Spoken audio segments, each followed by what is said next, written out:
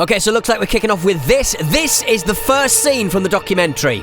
I mean, we're expecting a puff piece on PIF, not the first scene of the fucking Mandalorian. That music! That building! Looks like it's going to shit out a Death Star. I was expecting just a little bit of football, soften us up a bit, give us a bit of Bruno Guimaraes on a couch made of seal fur, give us Jace on a plane. But no, we're going full into Jonathan Pierce getting frothy about financiers. Oh, now this is interesting. That's financier Amanda Staveley sat there, and according to reports, she's been tasked with searching for a Premier League club that her wealthy clients want to buy. The last time he spoke that breathily, Hypnodisc was leaking oil over a house robot. But the star of the show is very much Yasser Al-Rumayyan, a man whose name Alan Shearer has to say about 50 times in this first episode, a feat he manages confidently exactly 0 times.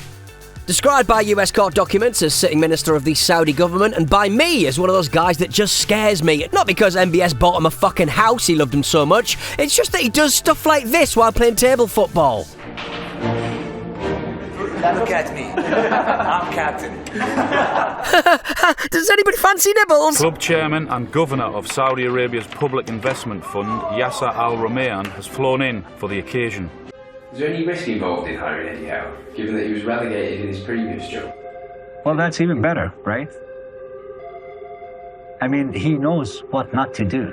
I mean,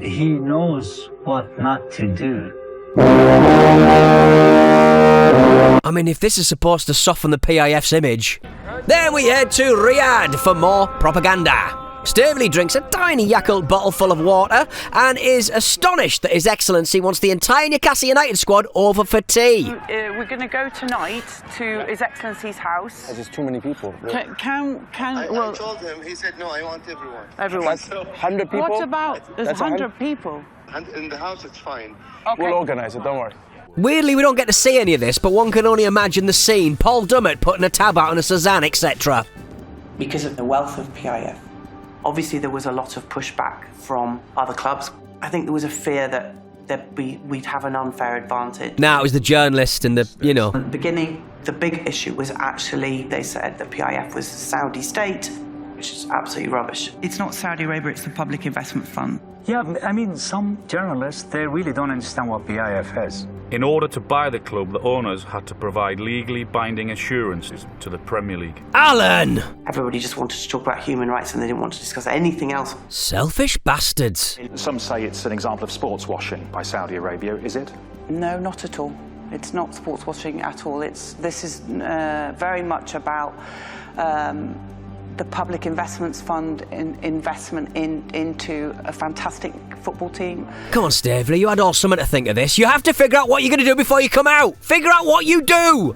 I know it's a serious issue, but at the end of the day, politics and football are two different entities for me. Kane. You don't help change things in the world by cancelling them, by blocking them out. You know, so I don't see the point of boycotting it. We'll change the regime from within. Worry's not an emotion really I feel in management.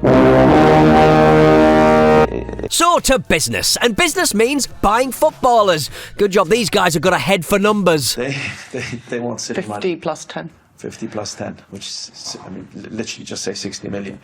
I think they're bluffing. What I promise you, and I appreciate that you don't want to lose the deal and Eddie doesn't, but we all are aligned on that point.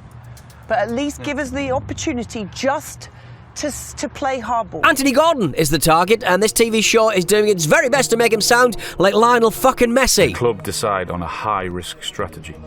Think about what you're going to say for a minute. I know what I'm going to say. Just take a minute. It's very important, Amanda, you think about what you're about to say. So look, we saw His Excellency very late last night.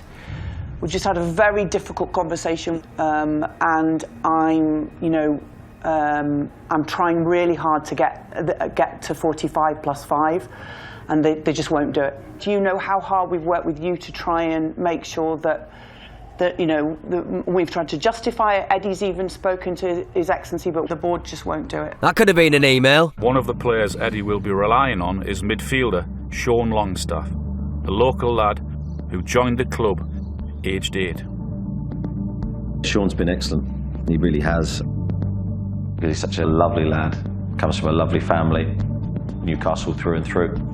And you know what? This is what they're buying. It's not the stadium. It's not Strawberry Place. It's the homegrown, good Geordie vibes. A Geordie in a school painting a bird box. Sean, we wanted a rainbow-coloured one. No, black and white only. Matty Longstaff never existed. Hey, buddy. Oh, hi, this is Murdad. How are you, my friend? You good? Nice to meet you. Lovely to meet you, mate. Lovely to meet you. And I'm Amanda. I'm so excited you've joined us. We're going to look after you really well. You've got our numbers. If there's anything you need. Yeah, Amanda, people keep asking about a war in Yemen.